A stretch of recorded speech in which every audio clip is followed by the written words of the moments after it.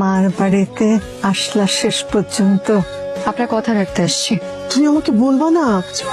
বাবা আমি জানতাম যে এবারে তো প্রত্যেকটা মানুষ খারুস, কিন্তু এত বড় খারুস হবে এটা আমি বুঝি না। ইয়াপুর আমি কি খাটাই?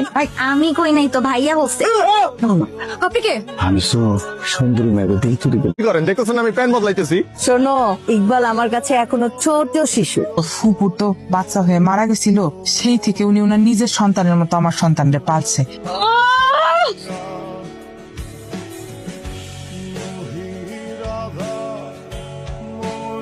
কষ্ট সইতে পারি না, তো আপনি তোমাকে চেনেন না। মেয়েটা 2 দিন এসে আমাদের পরিবারের কেমন আপন হয়ে গেছে।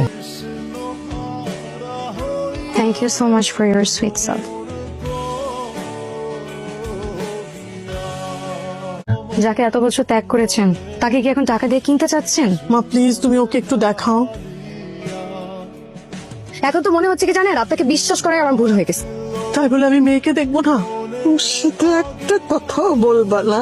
মানে ওটা সাহস হয় কি করে যে আমাকে তোমার এক্স ওয়াইফের সাথে কথা বলতে দিবে? কাউকে কিচ্ছু বলার দরকার নেই, জাস্ট চলে আয়।